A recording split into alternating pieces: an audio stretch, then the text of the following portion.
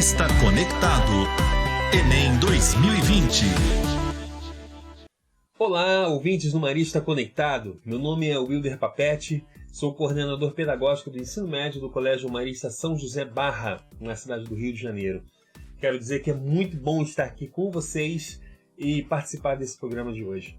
Eu sou formado em Geografia e trabalho há mais de 20 anos em Educação, sobretudo com o ensino médio. E hoje estou feliz em conversar com vocês sobre esse tema tão importante: queimadas e impactos ambientais. Vamos lá? Apesar deste tema, queimadas, sobretudo no Pantanal e na Amazônia, ter sido amplamente divulgado nos meios de comunicação, ele não é um tema recente. Ao contrário, é um problema que sempre existiu desde a ocupação do território nacional. E o Enem, inclusive, já abordou o impacto das queimadas no Brasil em diferentes períodos da nossa história. E é importante lembrar que, como o Brasil sempre foi um país agrícola, no meio rural a queimada é uma prática antiga e de baixo custo, o que justifica grande parte dessas queimadas. Quando nós falamos em queimadas no Pantanal e na Amazônia, nós estamos falando em queimadas em ambientes que são considerados símbolos de preservação e conservação mundial. Vale a pena lembrar que, em relação à importância desses ecossistemas, a Amazônia é o bioma que tem a maior diversidade de espécies do globo, ao passo em que o Pantanal é a que tem a maior biodiversidade, ou seja, a maior quantidade de espécies diferentes por área. Tá?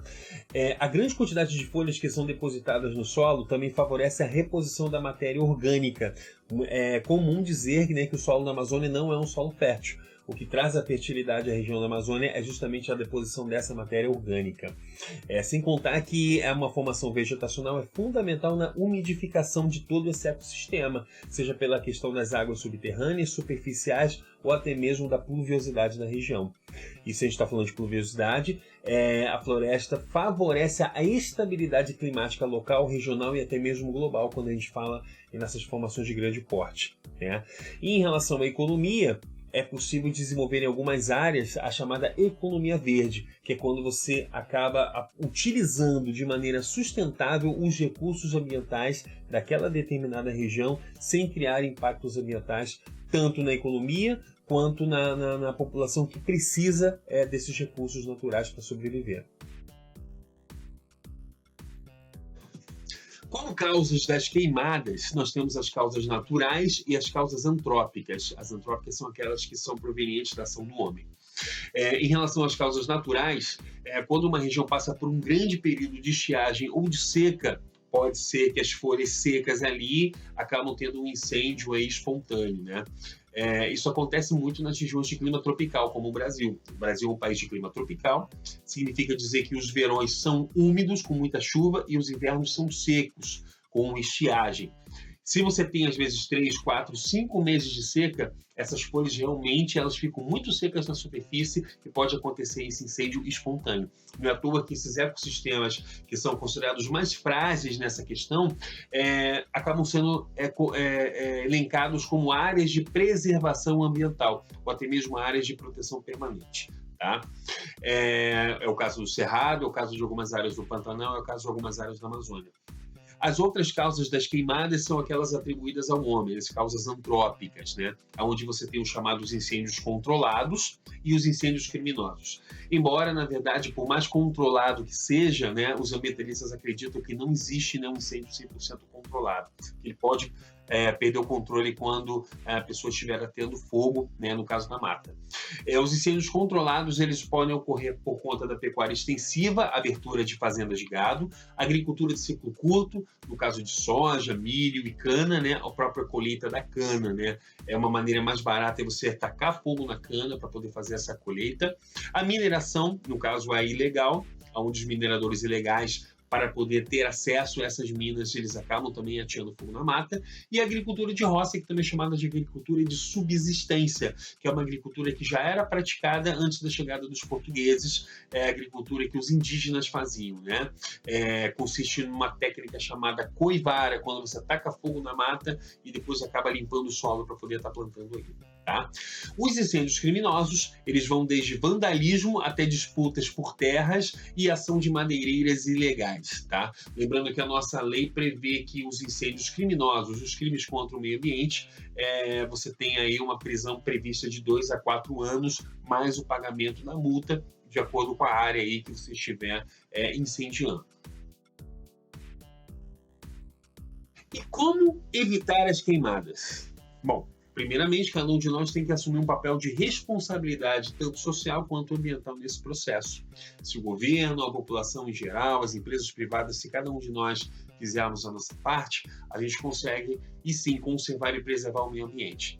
O governo, ele precisa colocar em prática as legislações ambientais que ele mesmo cria, implementar políticas públicas de efeito e que sejam eficazes na questão ambiental. Os próprios órgãos de fiscalização, eles precisam realmente ser efetivos e cobrar realmente nessa fiscalização resultados.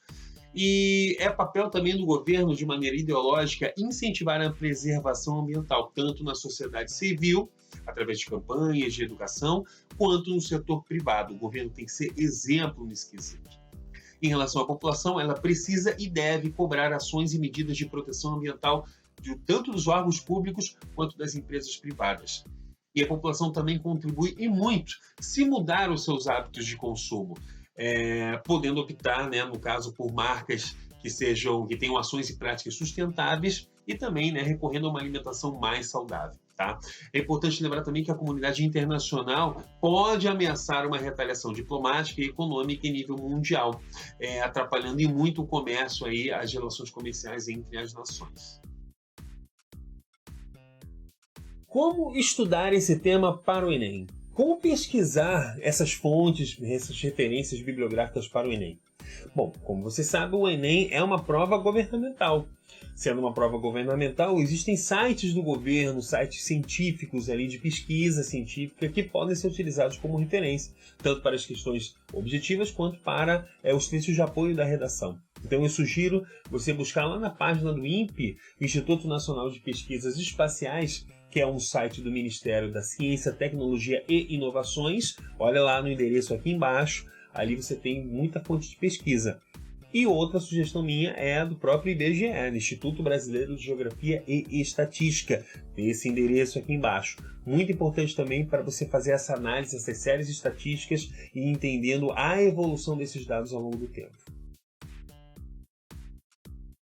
Bom, e por último, eu vou deixar aqui a minha dica, que é a de ficar atento às palavras-chave dos itens, das questões, e você relacionar também o conceito a essa palavra-chave. Lembrando que hoje falamos bastante sobre queimada, mas tem a questão do desmatamento. Atenção, desmatamento não é queimada. A queimada ela pode provocar um desmatamento, mas nem todo desmatamento é provocado por queimada. Bom, então é isso, pessoal. Para mim foi um grande prazer estar aqui com vocês. Espero ter contribuído com seus estudos. E não se esqueça que daqui em diante é foco total do Enem.